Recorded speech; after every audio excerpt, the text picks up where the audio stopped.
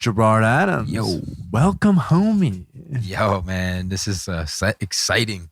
How you feeling right now? Like, what's going on with you? Wow, to be honest, dude, it's the beginning of Q4. It's the end of the year. So like, I've been just like on fire, just like energy extremely high, working on so many aspects of my life in complete flow and just like really focused on business, and also self-mastery. So I haven't really been doing many interviews just because I've been really wanting to be present to like my team and to my business and to myself going into the end of this year. So I was a little like nervous coming into this, but I was like, I 100% need to be here with you, and accept this invitation. So thanks, bro, for having me. And how many times have we had these conversations anyway? Like this is just another conversation for us. True. It's like a chance to drop in, record it publicly, but more than anything, it's just like us connecting at a soul level, dropping in and hearing about your story of transformation, which is fucking incredible, and like what you've gone through and the work that you've done and just like what you bring to the world and how that's elevated since the work that you've been doing with plant medicine. I feel like that's just it's such a valuable story for people to hear. So I want to honor you and thank you for taking the time to like sit down and just like open up that soul, open up that heart so we can like peel in and see like, who is Gerard Adams? What role has plant medicine, ayahuasca, psychedelics, what role has that played in your life? Right. And how are you shifting as a human to just like fully be you and show up in the world? So what I'd love to start with is just like, tell us a little bit about that shift for you. Like, when did that shift happen? Bring us back to that moment, kind of that before and after moment where you were like Gerard in this way. And then all of a sudden it was like that shift where you just saw, you knew. Yeah. Well, I must say that like, I'm like now shifting from like to just me having excitement about this conversation. I'm glad you said it's like a conversation. I think sometimes I get caught up in remembering how sacred this work and working with plant medicine. That sometimes it's like hard to even share these moments, right? Because are people really gonna listen, right? And like feel and hear. So I'm pretty excited to open it up because I never knew, like now, like you're doing such a phenomenal job at educating, this like community, right? And just like humanity in general. And, I didn't know about the third wave, 2 years ago now, going on 2 years ago when I had my first experience with plant medicine.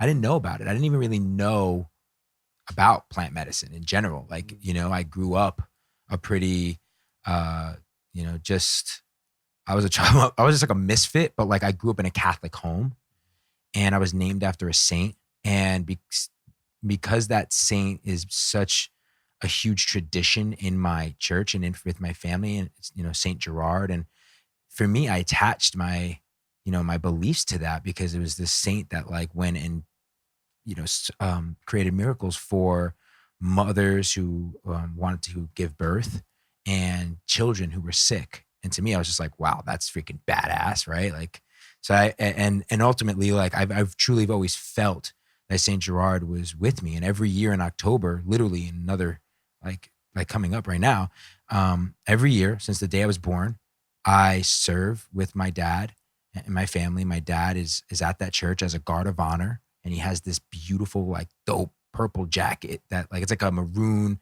like royalty type jacket with like a gold cross. And every year it's like really cool because my dad goes and they carry the saint out of the church and we do this huge procession. We walk, grandmothers walk barefoot, people, women who want to get pregnant, and it's children who are sick, children who have never spoken or that are ill, families that are going there for their children, and they pray. And it's a beautiful, beautiful like experience, and I've had that my entire life. So I grew up with that faith, but at some point in my life, no matter what, always believing in having guardian angels. Since my grandmother passed away at a young age, I was a teenage boy, she passed away of cancer. I've always felt my grandma Vera was looking after me. Saint Gerard was always with me. I carry a medal of Saint Gerard. I pray every morning I would pray.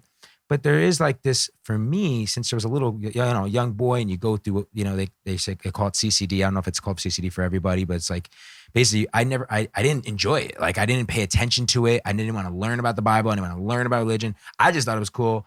My name is after St. Gerard, right? And I would go to the church and it's beautiful. And my family, you look up to your parents, right? And my parents, kind of instilled in me that faith. So I always had it, but it was always external. Okay. So my faith was always there, right? My faith was always pretty internal, but the thought of God, the thought of, my spirituality was completely tied to religion. I didn't understand that they're separate, but they're connected and intertwined. And so that's just to give you a little context, right? Of like how I grew up. And the big thing for me was just that like beyond religion or spirituality, I was like all of us, I grew up going through conditioning, going through being bullied. I have a scar on my face from getting jumped as a young kid, and then, being told, just negative things all the time, and then getting older and feeling I got to fit in, and then going older and being like, I'm not smart enough. I got to prove myself. And all these different chapters of my life, in many different ways, from like death, drugs, doubt from people, education system, social media, and so on and so forth. It conditioned me, right? And I, created my identity to be based off of these external things. And although that faith was there, right, and I would pray, it wasn't internalized, right? So it was somewhat hope, but not internalized. And the moment for me, and I hope that someone listening to this at some point, if you're going through this now, whatever age, but what I hope is that this work in this interview, in your work in the world, in our work, and the work of everyone who's listening to this as conscious leaders, is that we continue to educate the youth and like educate people sooner to realize the opportunity they have to connect with themselves and to love themselves and to uncondition what they've gone through in their life so that they can truly own who they are right now and know what is actually real and what the truth is and what's within them. And if I would have known what I know now back when I was a teenager, what could I have, the impact that I could have made on my community then and just for myself and for my family, right? So for me, what happened was it came crashing down when I was like an entrepreneur for 18 years, and we can talk more about that if you'd like or not. But the moment, just to get to your question, was the moment that like after I sold my company, I'm in Newark, I'm building an incubator, I'm serving this inner city. I'm like feeling like I had to be Superman, right? I'm teaching middle school children. I'm teaching high school children. I'm running an incubator, 12-week accelerator in the corner of like one of the worst hoods in Newark. And I was after fulfillment, and it brought fulfillment, but I still was broken inside. I had gone through a breakup after a 4.5-year relationship, crazy in love. And I also was in this state of like, give, go, give, go, right? And it's like, eventually, and then I didn't understand, like, and I was starting to burn out. And I felt like the leader that had to always be Superman. I couldn't show weakness. It was like, really, now there's talk more about vulnerability. And the moment was I had an event, my first ever like entrepreneur event, 300 entrepreneurs, was called Take Ownership. I partnered with Eric Thomas, E.T. the hip hop preacher. It was like legendary, legendary how we pulled this thing off. It was sick. Right. And at that event, one of my speakers, Daniel DiPiazza, kind of pulled me aside, and he had known what I was going through. And he kind of knew, we had grown a little bit of a friendship, and he knew that although like this event had happened and like, we finally got the 300 entrepreneurs in and everything was going, he saw that I was like pretty burnt out, right? Like I was pretty overwhelmed, although I was very grateful and high energy. And he just happened to pull me aside after the event. It was a winter day, snowing, right? It was in the middle of December. And I had to go to the VIP after the event, right? People who had paid for the VIP. So I go, I'm hanging out with the VIP, and he pulls me aside and he's like, hey, listen, I'm going to Brooklyn to see this shaman. And I'm going to be working with is a plant medicine. And, I think, and he made an invitation basically, right? And I was just like, what's a shaman and what the hell is DMT, right? And it just sounded a little bit like, I don't know what this is. Now I looked over at my confidant, whose name is Digital Jeff, who's built my show Leaders Create Leaders with me. And he's been traveling with me, shooting all our interviews. And so he was like my right hand. So I look over at Jeff and I'm like, the fuck's a shaman? Should I do this? And he's like, well, you remember like what you just preached at your event, right? Which is this whole like principle that I live by, that I learned from a Navy SEAL that came and visited me one day when I was pretty broke. And he helped me get through learning how to be vulnerable and the power of that as a leader. And he told me to answer these 3 questions. And if the answer is yes, and I ask you guys, write this down, because this is like, I live by this is one of my top principles. And it's, ask yourself, is this the most uncomfortable thing that you can do? The most uncertain thing that you can do? And the hardest thing that you can do? And if the answer to those 3 questions is yes, and it doesn't impede on somebody else's happiness, then you have to do it. Because on the other side of that fear is going to be your growth, right? And we hear a lot about that now. So I literally just asked myself this, and I was like, well, I'm definitely uncomfortable. I'm definitely uncertain. And this is kind of hard for me to do, right? Like I just put on this event. I'm supposed to be here. And Jeff was like, you got to go. So I was like, well, you're coming with me. Right? So I ended up bringing him and my business partner, Brian Donovan, and we get to a Brooklyn apartment. And, I don't know if it's okay to say like where it is and everything, but speak your truth. All right. Yeah, this is all good. So we're in Brooklyn, and the door opens, and literally this guy reminds me of like a monk, right? And I'm already going in kind of like trying to assume and put this perception of like, what the hell is a shaman? It sounds like, and just this really delicate soul opens the door, and invites us in, and it just kind of felt just super tranquil, like in there, like plants and some lights, and it smelled amazing. And I'm like, all right, this is a vibe, And we get in there, and then they started educating me on DMT and on plant medicine and how this is going to bring up for me, if I decide to go forward with it, all of my deepest fears. And then I'm going to have to face them. But on the other side, that it could, really have and just enlighten me. It can give me a higher level of consciousness. Like liberating, right? It's a sense of freedom. There's pure liberation from that experience. Right. And he was fantastic at explaining it. And so I was like, all right, let's do it. Let's go. Like I'm ready to kind of fight through this. And my first experience literally was DMT, 5-MeO DMT, not knowing what it was. Inhale, hold. And in that moment, I just remember saying to myself, what's like just questions, right? Like what if, and all these things, and how long am I gonna have to hold this? Am I gonna be able to hold my breath? And then boom, this just like crazy, at first, almost like darkness, right? At first, it was like, but like it was this crazy, like almost like portal opens up for me, and I get super, super scared.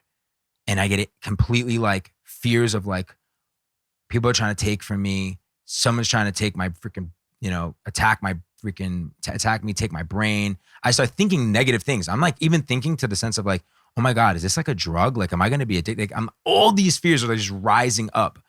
And I get up and I go to like, literally, I get up, I don't even remember this. And I go to like punch the shaman. Okay. The shaman like dips like Floyd Mayweather, puts his hand on my chest. And all I remember is him being like, Gerard, you are safe and you are loved. You are safe and you are loved. And then I remembered the principle of him saying to me beforehand was like, let go and trust. So in that moment, when I saw his eyes and I heard his voice, I laid back down.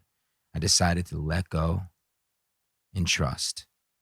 And at that point, it was just like the gates of heaven open. And I just like shoot through this like white, all I remember is just this white and this feeling of just like, almost like I decided to let go of the fear of dying and go through just, okay, if this is what is for me, then I accept. And I just let go. And in that moment, it was just complete freedom. But the most important thing was, it was the first time in my life I truly felt self-love. It was the first moment where I felt self-love. And I was like, I couldn't believe. And I also got an understanding of humans. Like I actually felt this feel, like I was like, oh my God. so much. I'm out there trying to do all these things, and we're all out here trying to do all these things. And life is so simple. We're here just supposed to love. Like, it's just like, just love ourselves, love each other. Like, all these other things are these fears that rise up, and this, like, these stories, these things that we put out. And like, I just started understanding. It was almost just like, it was almost as if I died and was able to like get a look at the landscape of what's going on with humanity. And I just, by the time I came back, I just was like completely liberated, right? And just like felt called.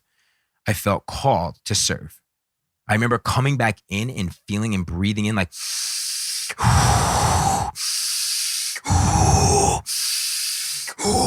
and I was doing that over and over and pulling it in. And I just felt like it was this fuel, and that I had been given a gift of being able to see truth of why we are here, why I am here, and what I can do to help humanity, and why we are disconnected, and why we need to, what we need. So I just felt this like feeling of like, oh my God, I need to be this servant leader. I need to be this warrior.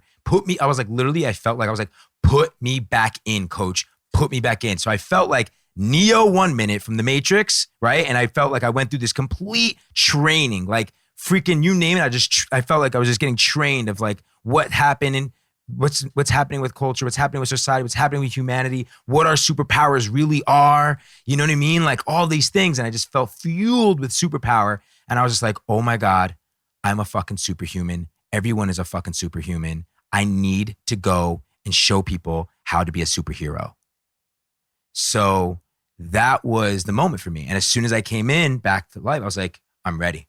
I am ready to shift myself and how I decide to serve as an entrepreneur going forward. And that was like the first breakthrough before meeting you last year with our first ayahuasca. Which we should get into. Okay, cool. And which I want to get into, but I want to just stay here for a little bit longer, because I think there are a couple of things that stick out to me about your story. One is just the commonality between us in terms of like, grew up in a Christian church, like it was always like you knew these things. It was like intellectual, right? You went to Sunday school or CCD, you followed the rules, you got those parts, but we never really felt it, right? It wasn't like the experience of love. We were just taught that we were supposed to love.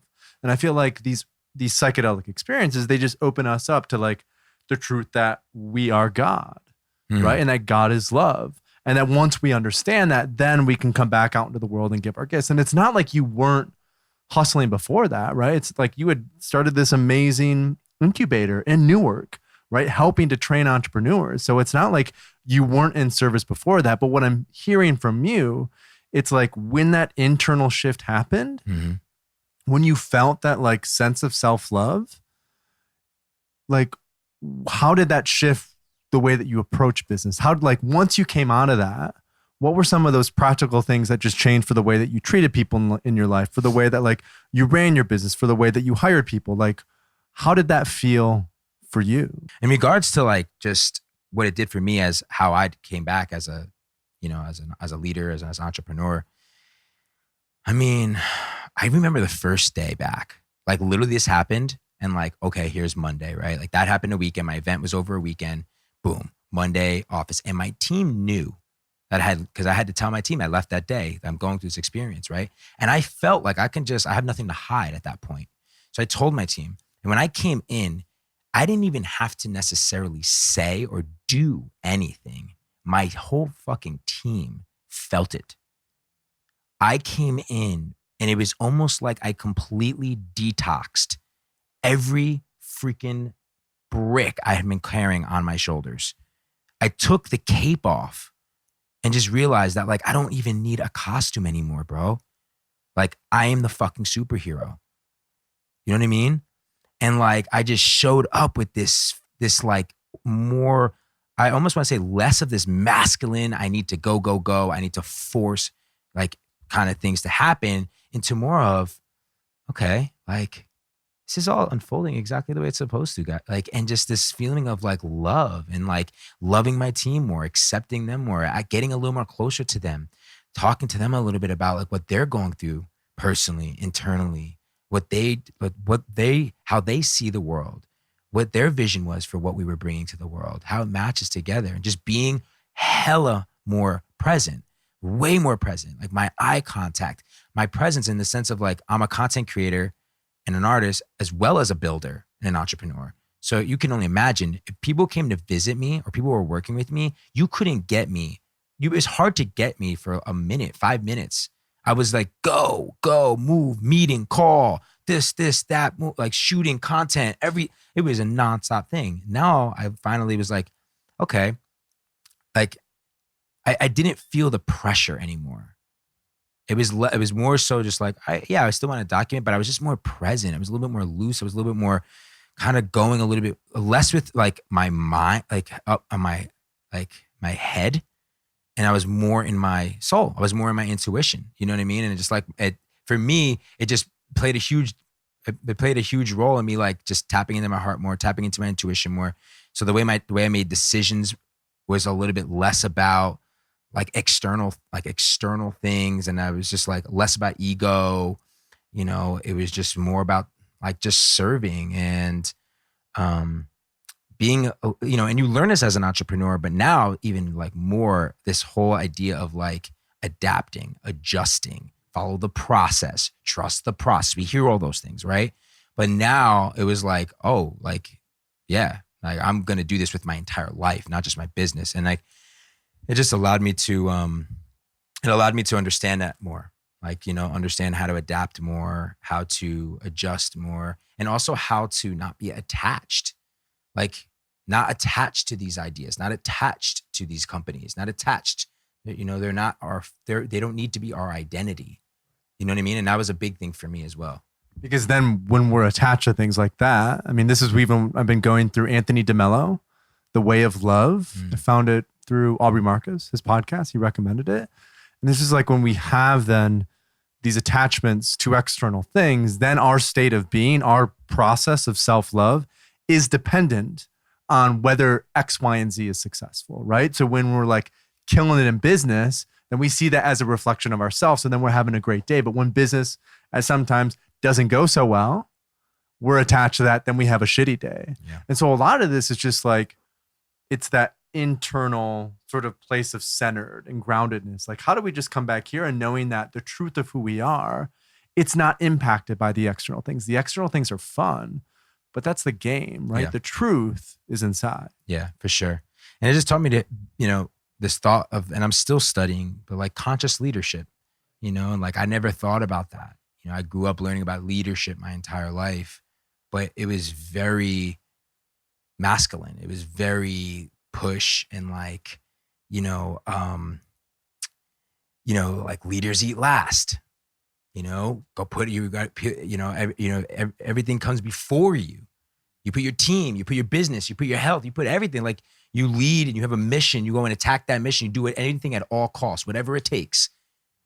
You know, you do whatever it takes. And I was that guy who like I would pull all-nighters. I would put all that time. I neglected self-love again, right? So conscious leadership, when I flipped it and I realized like, I got to tap into like nurturing myself, putting Gerard first, because if you improve the leader, you improve the business.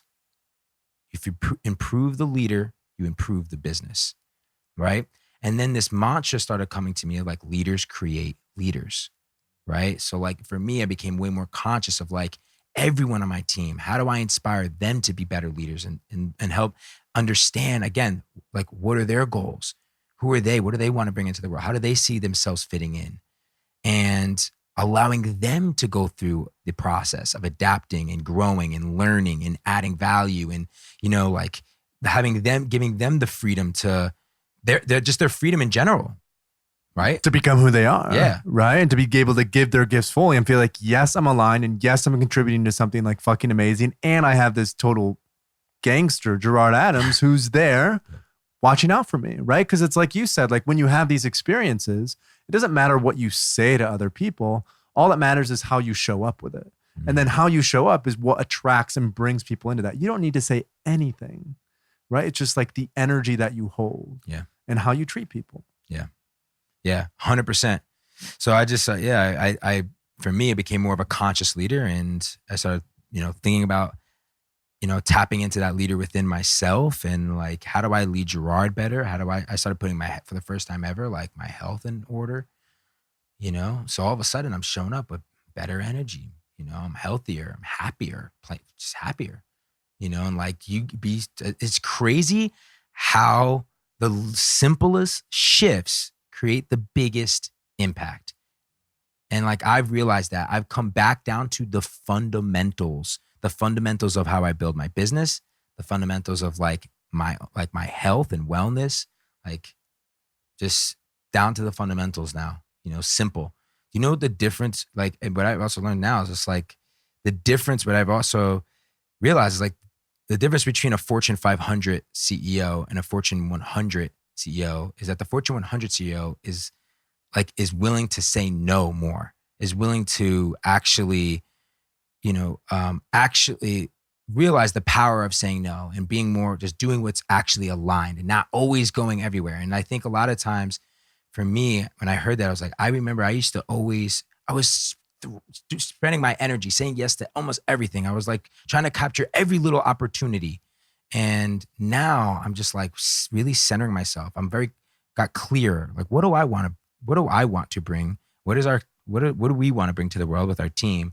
And like, let's just stick, let's do one thing at a time. Let's do it great. And let's learn from that and grow and play the long game in this. And, stop trying to do it, trying to do so much in a way. Because then that becomes dispersed, right? And I think, again, it's like the simple things are the best things, and the best things are the simple things. Like, let's just distill it down to first principles, to fundamentals, and let's stick to really what matters. And that's been one of my most valuable lessons from psychedelics as well. It's like what you're talking about is that receptivity, right? That more feminine side of like settling in and nurturing, and not just being up here, being like, we gotta go, but really settling into the body, because the wisdom is in the body. And that's why we as men, when we're leaders, we're burning ourselves out. Just the brain thinks it can do everything. Yeah. The body knows it can only do so much. Right. And it's like this brain down here, like in your gut, like you realize like the power in that, right? Like the power in our gut and our intuition is like more powerful than up here. And it's all just connected, man. And our heart, it's crazy. I started building a connection with my heart. You think about your heart showing up for you every day, 100,000 beats a day. You start being grateful for that, appreciating that, and like learning the discipline that it has. And you start adding that discipline in all areas of your life. So yeah, and it's cool, man. It's just like, it's cool now how you're shifting yourself, working with something like that. And now all of a sudden the integration, right? Like boom, now all of a sudden you're like the way you've integrated into your life. Now I'm meditating, I'm doing breath work consistently, I'm doing consistent things to be in nature and to write and to do so many things like in my daily routine and my daily practices that have allowed me to just perform at a much higher level, be much, much happier, make room for the relationships that are actually going to fuel me and add to my life, add more love to my life.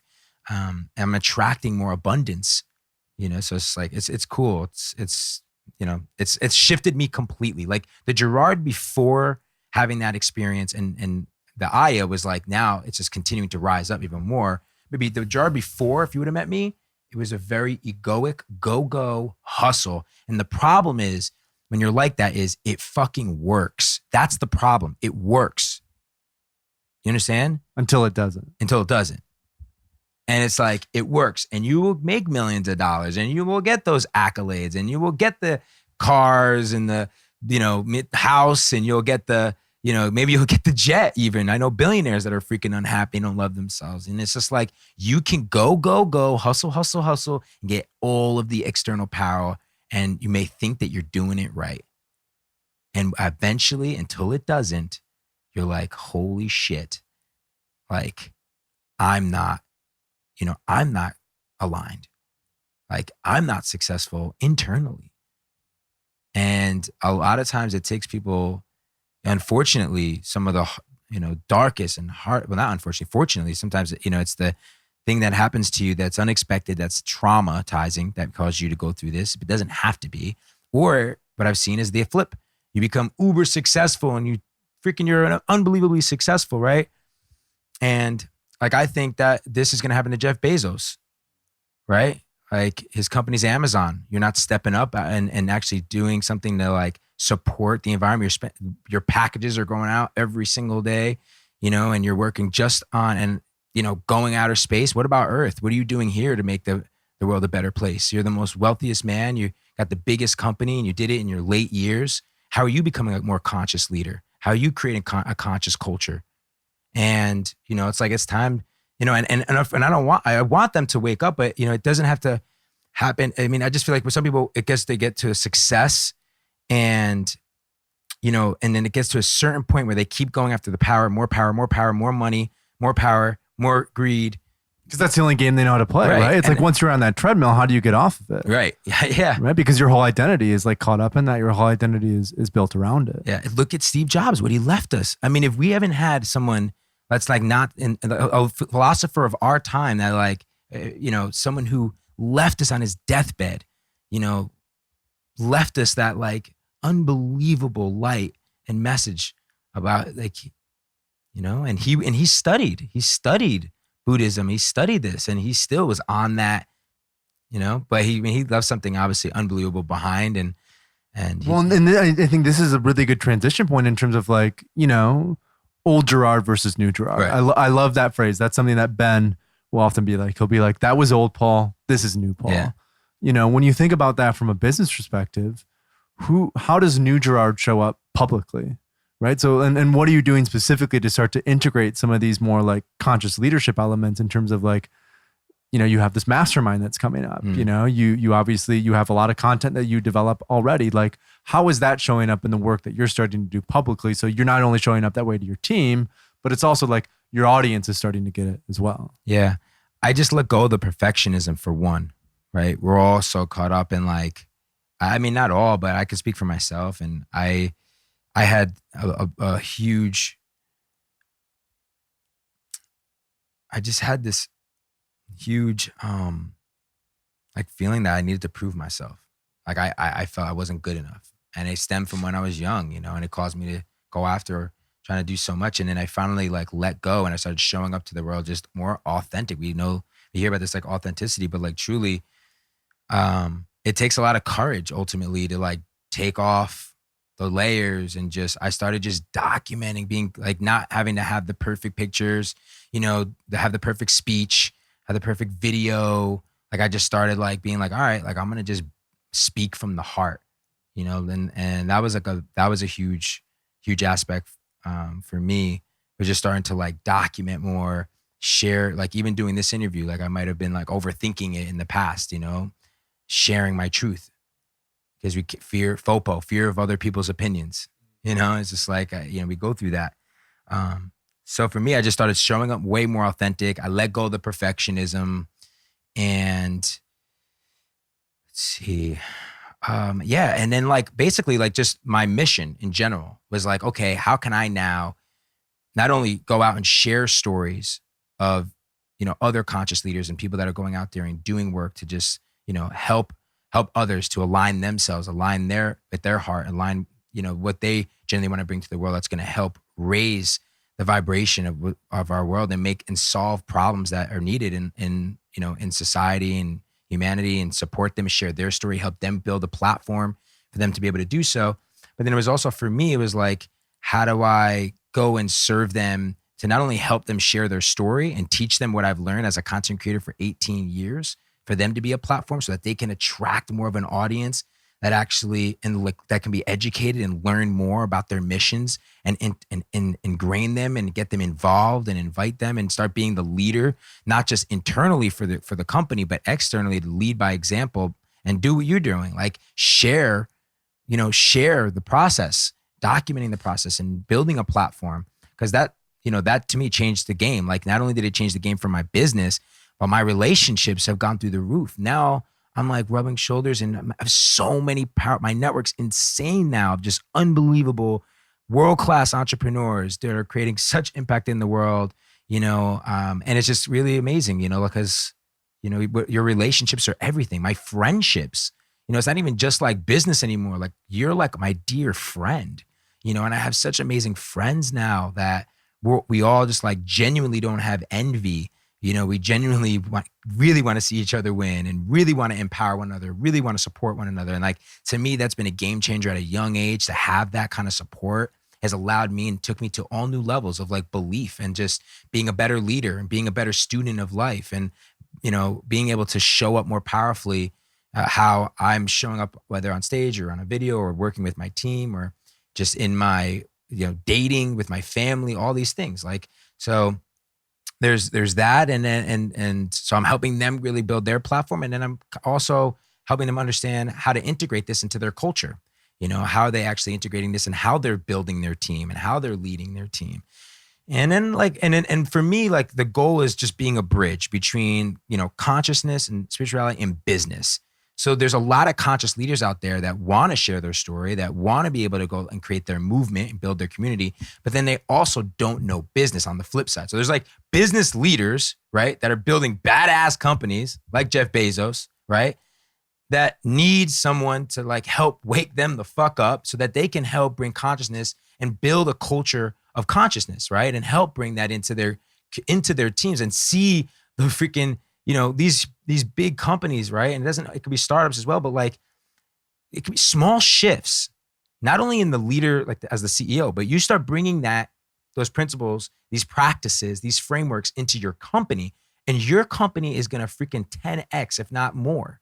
It's going to completely change the game, right? So they need to understand how to be able to do that. And that's what I love doing. And then on the flip side, you got conscious leaders that have gone through an awakening that are freaking unbelievable human beings, but they don't know how to fucking build a business.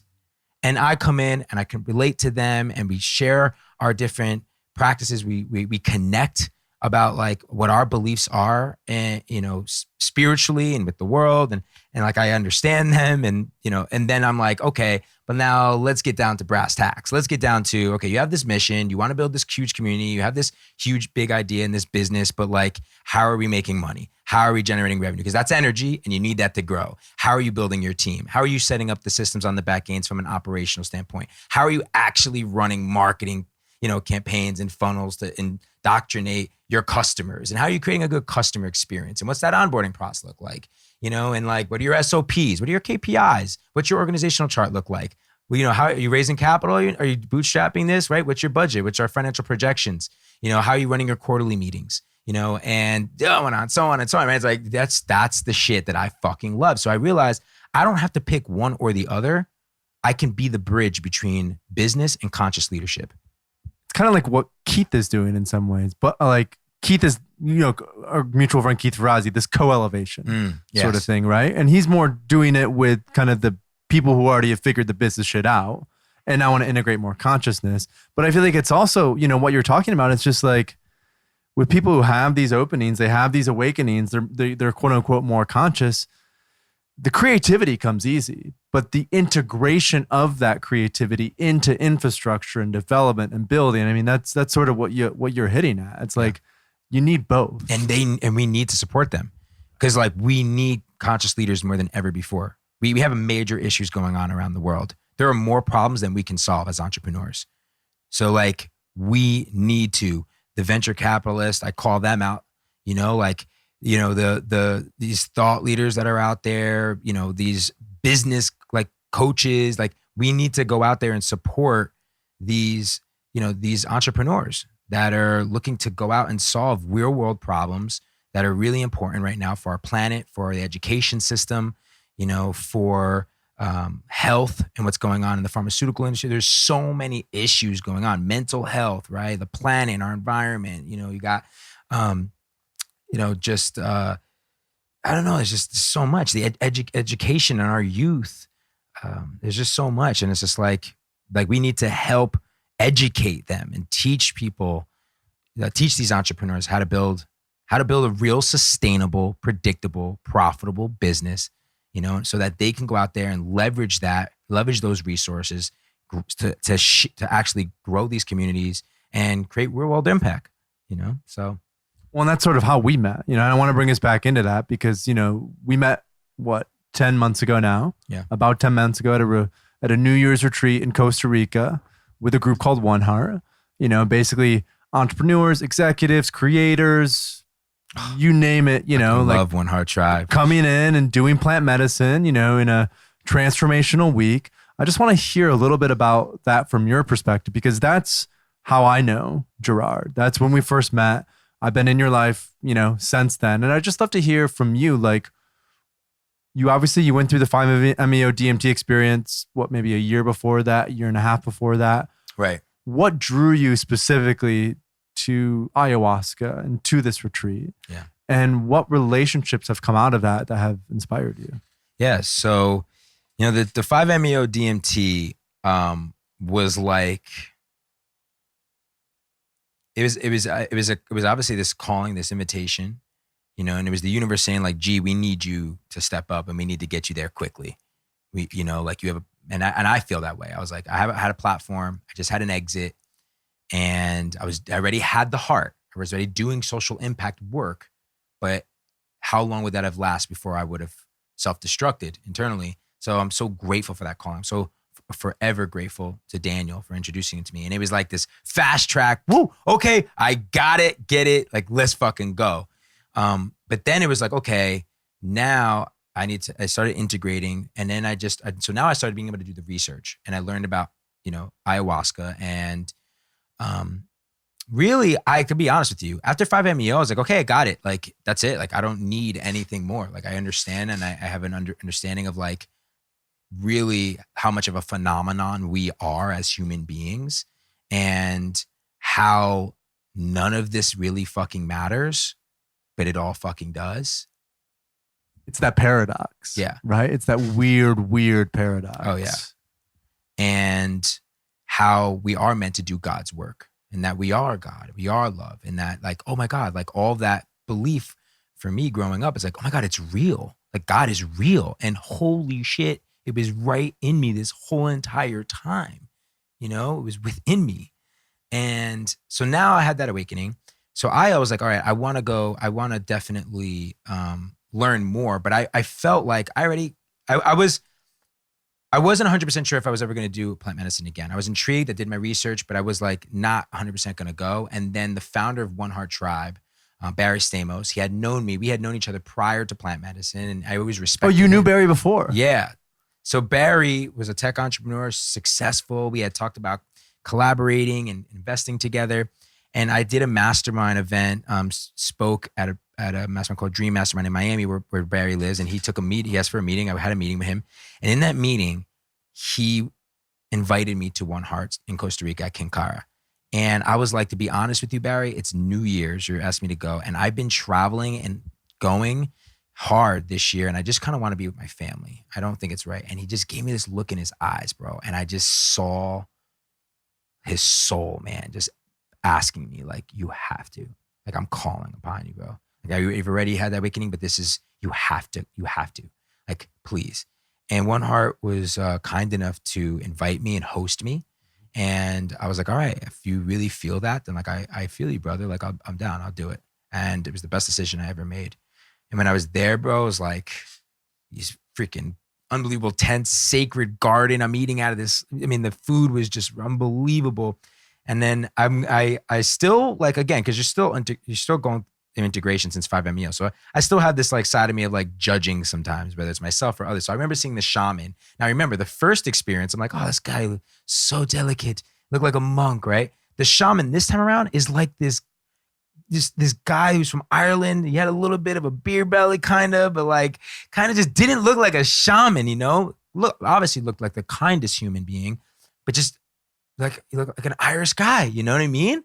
And I was just like, okay, really? Like, is this guy really going to be as good as Richard? And, I started thinking like that, right? Like, oh man, I don't know. Skepticism, doubt, resistance, coming up, all those things. Yeah. Tom the bartender. Yeah. And what a voice this guy has. It's just beautiful, man. And he just, I can't even explain it. He's one of the most special human beings in my life. And we went through these 3 ceremonies. The first, that it was just totally different, way scarier for me, because DMT, it's like, boom. It's like a fucking rocket ship. Right? Portal, right? Yeah. You just freaking, you're in outer space. And Aya is this slow feeling of going on a walk with your great, great, great, great grandmother that ultimately is nurturing and is taking you through the process of letting you see your decisions. And for me, like see what, like the decisions I made in my life and, you know, in a nurturing way. Like the first ceremony was for me, like taking me through a lot of these decisions that I've made in my life and saying, hey, how could you have done this a little bit? How could you have come at this with a little more empathy, right? How could have you handled this a little bit with more love? And it was really beautiful, but then it took a turn. And then it took a turn to like dark. And while there's this feeling of like other people, when you hear the first person purge, you know, because you're always scared, right? If you've never done ayahuasca, you're scared. You're like, you hear about these rumors and you hear about the throwing up, you hear about, you know, coming out of every end, right? And you're just like, I don't know if I want to do this. What's interesting is when you're there, everyone is so scared when you finally take the cup and you're finally in this circle and it's this dim night and you lay back and you don't know what to expect. When the first person purges, it's this feeling of relief that it wasn't you, and this feeling of like, I honor that person for having the courage. And then you realize throughout the ceremony that it's not about being sick, that it's this courage of letting go of what's no longer serving you, that's been in your soul, that you've been carrying in you, like, you know, this, whatever that may be. For me, it was judgment. And I fought purging. I fought letting it go. I carried that judgment that I talked to you about with Paul all 8 hours. Finally, it ended. Everyone leaves. And I'm like, I don't feel good, guys. Like, I'm still in it. Everyone's kind of celebrating their breakthroughs. And I'm like, I don't know about this. So I go out by the freaking bonfire. And I just remember looking at a friend of ours, Ben. And I'm like, I don't really feel good, man. Like, I'm still in it. And I saw dark evil. Like, I was seeing just like, it was just evil, man. Evil, like I just was really bad on myself. Now the intention, again, everything is with intention when you go into these ceremonies. So my intention for this ceremony was to honor the divine feminine, because I am letting go of an old relationship that's been hurting me for a really long time. And I want to invite a new relationship in my life. I want to be a king for a queen. I want to, not just for my own queen, but I want to acknowledge and see and honor all of the queens and goddesses in our world. And, you know, so that was my intention. So the end of the first day was me going through, facing everything that I've done to a woman in my entire life. Every girl I've had sex with, every girl I've actually freaking said nasty shit to, or that I've done wrong, that I've judged, or that I've just like fucking, you know, just fucked up, right? Like just did dumb shit. You know, the drunk Gerard, when I was a young man in my 20s, I would just fucking obnoxious and would yell and say nasty fucking shit and just like curse and be like just mean and angry. And like, you know, I had to deal with all of that I never dealt with. So I finally couldn't take it no more. And I was so down on myself. And finally I got up and said, I got to go to the bathroom. And halfway walking over to trying to get to where the bathroom was, all of a sudden I felt like I was going to absolutely faint. I've never felt so weak in my life. And then 1, 2, and I teeter. And right before I like go down, Ben catches me. He's like, I'm here for you, buddy. And I was like, oh my God, thank you so much. And I was like, I think I'm gonna. And then right then and there, I fall into a pit in the garden and just purge, right? It all comes out, I vomit. And it was the best fucking feeling in my life. I finally forgave myself and let go of the judgment and everything I had done. And it was like this feeling of just finally I can let go and forgive myself of that. That was day one. That was day one? That was day one. Day 2 comes and I'm like, after day 1 and I did that purge, I'm so weak. I felt relieved, but I was like, okay, that's it. I got what I came for.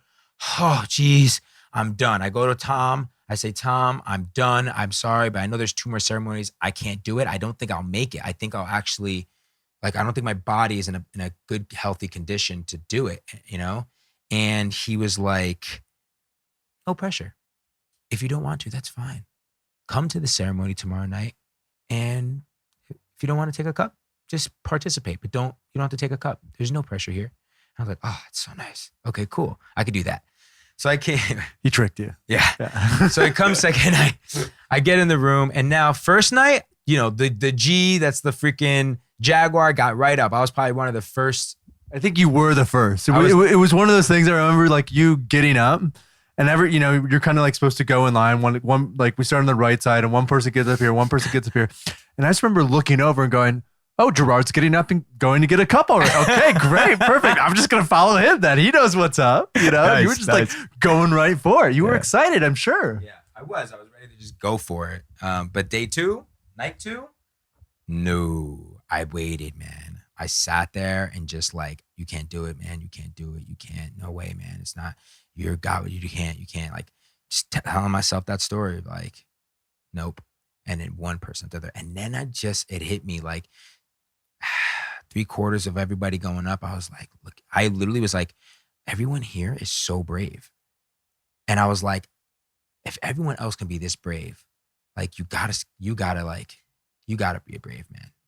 So I forced myself, I got up, I went, I took a deep breath, I took the cup, I went back down, and here we go again, right? Slowly the song starts and Tom's voice starts singing, and slowly the practice begins, and slowly you fade. And then all of a sudden, man, it begins. And, the first person purges. I didn't purge this again the first time. But now my second ceremony, again, honoring the divine feminine. So what happens in this ceremony, really interesting. Two things happen. In one, it's just pretty intense. So a gentleman that's a friend of my friend that we all hung out in the Hamptons over the summer. I was with his girlfriend, and I had met them both. And pretty girl, right? Dope couple, like both good looking, fun as hell, kind of have fun, party, go out. Like you would never think anything's wrong. Met them, had a great time in the Hamptons, never thought anything of it. Well, in my second ceremony, this girl that I only met once channeled through me. And you'll notice that like when you're with ayahuasca, like you really are open. You become this vessel, and it almost feels like your body is just this like, it's just this flesh, it's this blob, but you're really like one with like your soul, like realizing beyond the flesh, who are you internally, like as a soul, as a spirit, like we know like when we die, spirit go to heaven. Like, no, that really is true. And you really are a spirit and living a human life, and you're that. And so the second ceremony, I'm this spirit, and your body is prone to spirits. So the spirit visited me, and it was her, and I couldn't believe it. And she was in so much pain. And I was feeling her pain, and I was just like, oh my God. And I was like communicating with her, not talking necessarily, but just almost like feeling her pain, acknowledging, and having this like telepathy kind of conversation in a sense, until I got to the point of, and it was like, seemed like hours, until I finally had this understanding of like, I had to forgive her. Like I had to do like what Jesus would do, in sense of like, since she committed suicide, because I don't know if I mentioned that.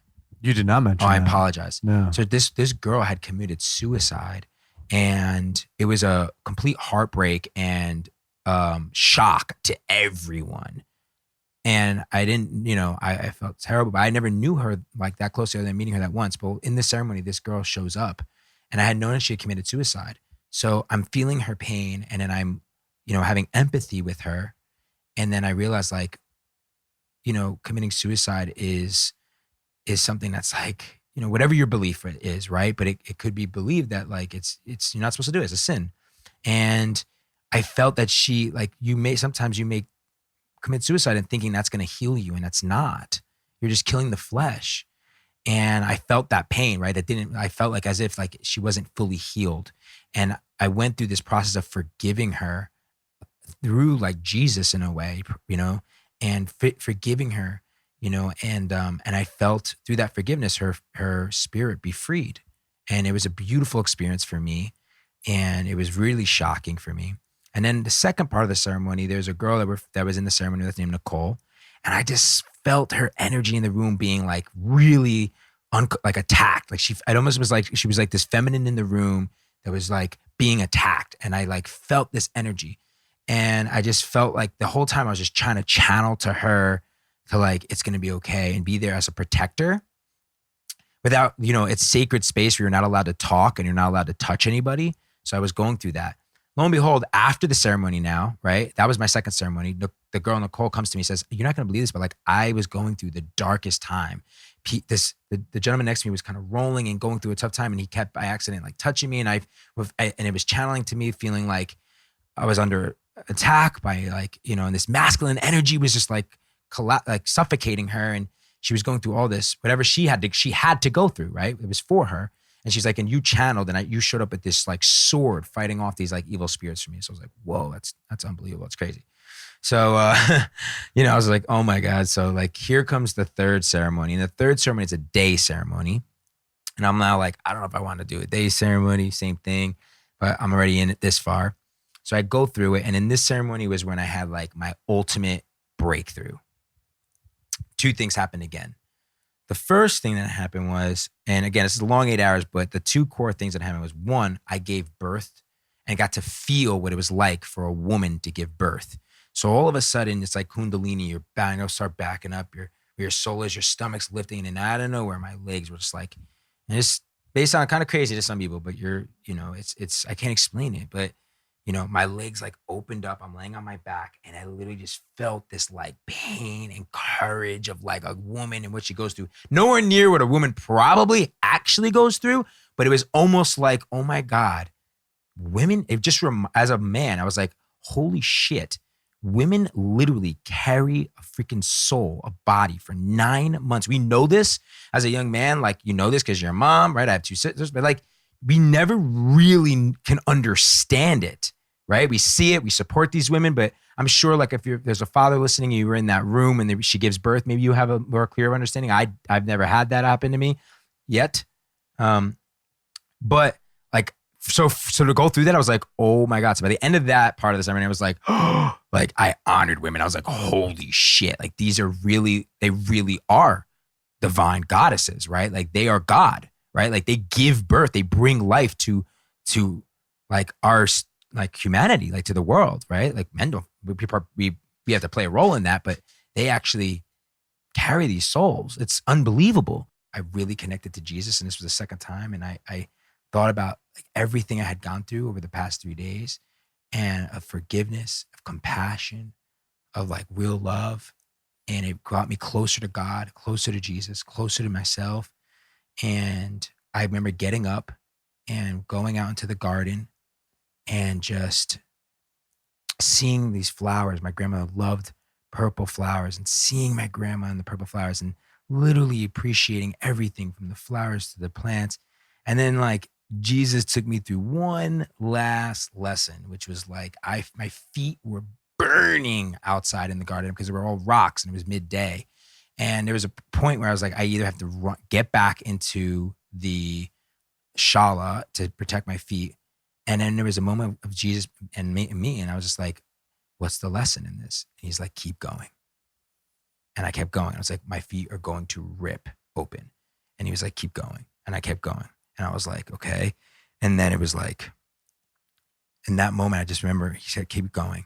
And I just finally like was present with the plants and appreciated that moment.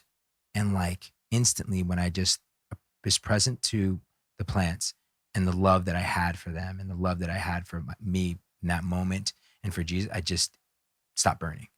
And I just was able to then like walk through the garden, and it led me to a pond where I was able to wash my feet and wash my face, which was like the most beautiful thing ever.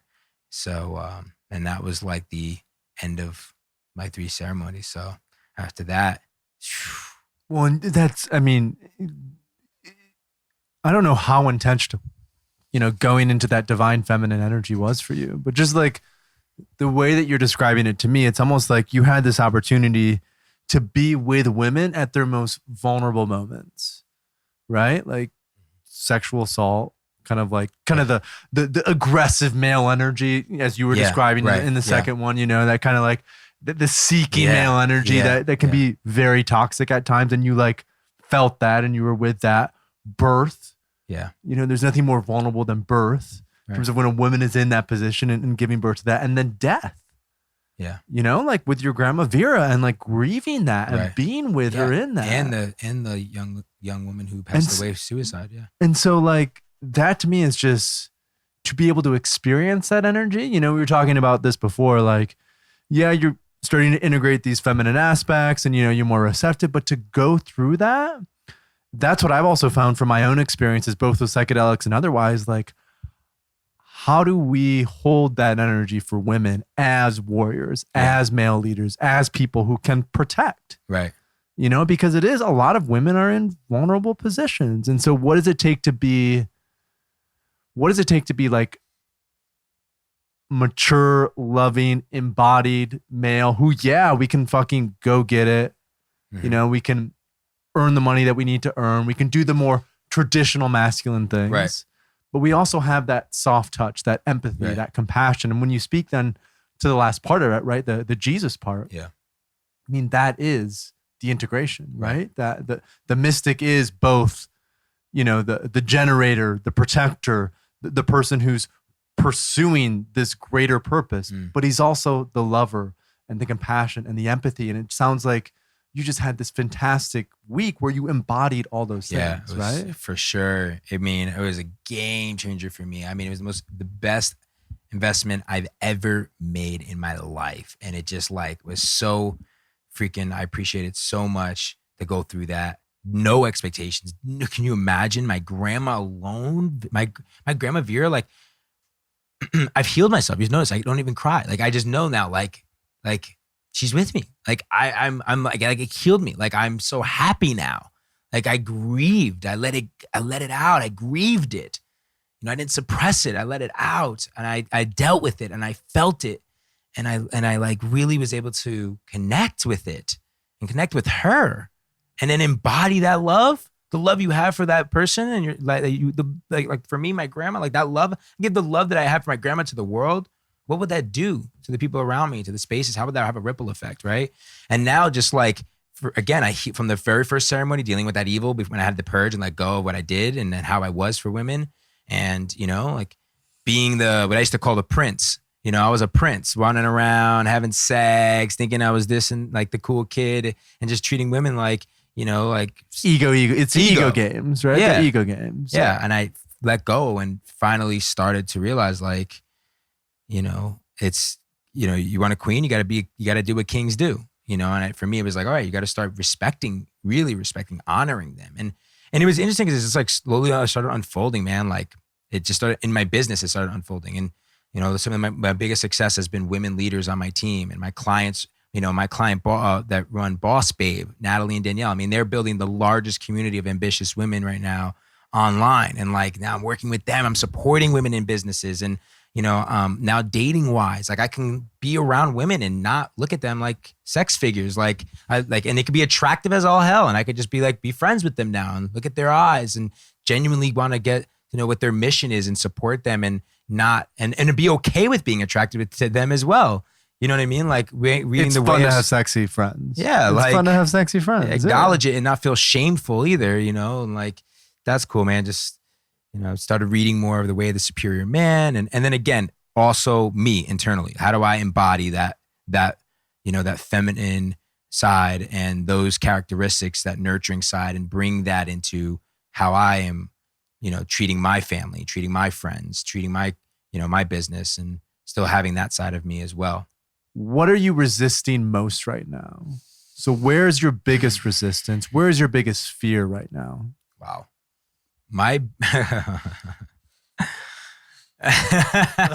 It's crazy because again, the work is never done.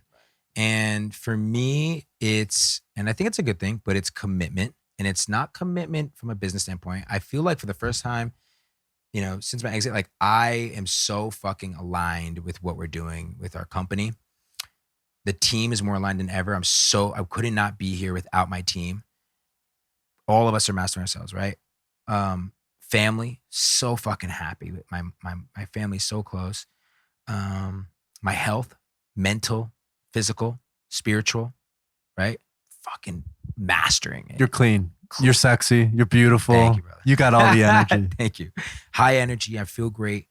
It's commitment to love, man. And it's like, I've done a lot of the work. It's just not done yet. And it's just, I don't know if it's just like the standards. I really have standards. But now that I'm so, you know, like woke as fuck, like I now see through the bullshit. and I'm like also just like waiting for the right person. So dating has been a little tough, and for me, it's been that. It's like, it's committing and it's taking the time to give that energy and be present and honor them, but I've been a lot of like honoring them and then helping them because they're not ready. And so I'm no matter what, it's like a part of me is like, yes, I'm calling forward for that love, but at the same time, I'm not. I'm continuing to work on myself, continuing to honor the women that come into my life regardless.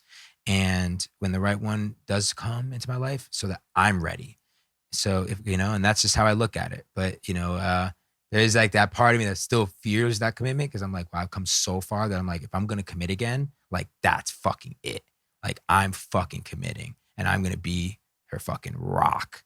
You know what I'm saying? And we're gonna support each other, empower one another, build, grow, laugh. Lion. Fuck yeah. You know what I'm saying? And so that's the only thing for me. Sometimes it's like, you can't plan that. So is that gonna be when I'm 40? 45? Like I want to build a family. It's like, oh fuck, I don't know. So that to me is like the only thing that gets to me somewhat. I'm in the same exact boat, and it's like we've talked about this before, and it is in some ways it's just a matter of patience. And when as men, it's important to have high standards, right? But it's just as important to do the work ourselves and create that space of stability so that like when the queen comes, she comes, and she's welcome. And there's that level of commitment and there's that shared vision and there's that holding each other up. And it's like you're doing enough amazing shit in the world anyway. That's where your energy is going right now, right? Mm-hmm. And that's beautiful because what you're building is incredible. Yeah. And that's the last question that I want to touch on. It's like, we've had this long conversation about leadership, about, your early days in Newark and New Jersey, about the burnout, about, getting into 5-MeO DMT and ayahuasca, about what you're most excited about right now. What I'd like to know is just like, what's coming for you in the next month to year to 5 years? What big shift do you see occurring with, psychedelics becoming medicalized and legalized, with more conscious leadership developing? Like from a vision perspective, because you are a visionary, how do you see this rolling out, both for yourself and just generally from like a cultural perspective? Yeah. I think, and I've said this, and I think most of us have read it or heard it before, right? But there really genuinely is a shift that is happening. And the shift that is happening is not like, oh, it just started happening. Like, no, this has been something that's been worked on from our ancestors for thousands of years. Like this has all been a shift that has been occurring, that we have been prepared for this for a very long time. And now we're feeling it. It is rising up. This is a time of harvest. All of the seeds that we planted and have been watered, like they're being harvested right now. We're feeling that in our earth. We're feeling how the shift is happening. Things are, going through renewal. Things are really like, and it's scary. But we see it, right? We read about it, with our planet, with the statistics and mental health, with the, social media and like what's happening there and technology. And ultimately we can't help but pay attention. So therefore, we're paying attention that there's this shift that is like genuinely happening. And I think that, for me as a visionary and someone who is an entrepreneur, who's a problem solver, I think that, we are going to finally become disconnected to being so fucking connected with technology. And that's going to continue to evolve. But we're finally going to start to actually have this understanding of oneness. You're really seeing it, even from you're just seeing communities come together, even like a Christian and different faiths, different religions. Remember, like there's no wrong. Like I wanted to mention that. Like it's all love, right? I support anyone who believes in love, period. If you're Catholic, Christian, if you're not even a believer in any religion and you're just spiritual, whatever that is, the universe, source, love. And if we can, I think the shift that is happening as a visionary, beyond me giving you a vision of tech and, what's happening in the ecosystem of entrepreneurship, or, in any other industry, rather, like it's about love. And I think the shift that is happening is we're finally just realizing, and I wrote an article called "The New Online is Offline," and technology will continue to evolve and that won't change. But I think the shift that's happening is like, we're going to start to, again, crave real connection, right? Like real connection. And I pray that that connection that we all are seeing happening and we're all starting to become more aware of is what will allow us to come together and, like the superheroes that I mentioned in the beginning of this interview, fucking step up like the Avengers that we are and save our motherfucking species, not just planet. Because the planet will probably stay around and last. It's already proven that it'll stay around for billions and trillions of years. It's our asses that will be off the fucking planet. So let's step up and do that. And my hope is that, as a visionary, is that like over the next 8.5 years is what we have left till potential extinction to start.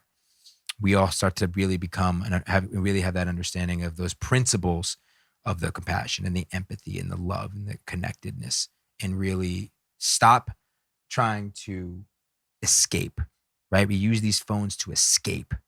Stop trying to escape. It's okay to be alone. It's okay to be one with yourself. It's okay to like truly get to know who you are. Not fear it. Accept it. And maybe plant medicine's not for you. It's not for everyone. It has to be called to you. These are very powerful modalities, and I genuinely believe in them. And I believe that if someone's called, they will create immense transformation for you in your life. But just by starting to undertake this like certain practices and make simple shifts, don't think it's difficult. It's just different. You can meditate. You know, it may be hard, but start. Go take a class. Go listen to, you know, use a guided meditation using Spotify. You know, like little things, right? Start journaling a little bit more. Start going out in nature a little bit more. Maybe start with a little microdose of psilocybin, maybe, you know, but start having the conversations even, right? Start really getting out of wanting to escape reality. These phones are a powerful tool, but they're not for us to escape who we truly are. So I think it's time for us to step up and really leverage these tools and come and step up to the plate and do it by first building up the leader within yourself, like actually building yourself up. Like it's time you stop, you know, neglecting you in fear of what everyone else thinks, you know, and stop doing things for external reasons like we all have, and start to create that curiosity of like, you know, like, what if I just started accepting myself? What if I did love myself a little bit more? What if? What would that do? How would that change your life? And the truth of the matter is that we all are here with the purpose of contributing and helping push humanity forward. We're all superheroes in our own right. We all have a purpose. We all know. We all have a soul, right? So it's ultimately realizing that all you have to do is start to love yourself, really truly love yourself. And by just doing that, you can then heal the world. That's all it is. Heal yourself, you heal the world. That's another young Pueblo quote. Really? Yeah. I didn't know that, y'all. I put that in my doc, y'all. Young Pablo, that's my quote, bro. Fuck out of here. Still fucking kidding. Gerard Adams. I love you, brother. Love you too. Thank you so much for coming on the podcast. No doubt, dog. Thank you so much for your vulnerability. Absolutely. For your willingness to show up, for your courage in doing this work, you know, for everything that you've contributed to the world, for what you continue to do. You are, you know, you're a role model for me. You're an inspiration to millions of people, and you just have a beautiful soul. So Thank you, brother. I just appreciate everything you've done. I appreciate, you know, our friendship and our relationship. And I can't wait for this podcast to get out there because it's powerful, and what you shared was beautiful. So before we wrap up, just where can people find out more information about you? What should we go to? So basically my Instagram, Gerard Adams. If you want to check out, I have a show called Leaders Create Leaders on YouTube. And if you're interested in working together, go to thetrustedadvisors2020.com. Thetrustedadvisors2020.com, or just trustedadvisors2020.com. Thanks, G. No doubt, bro.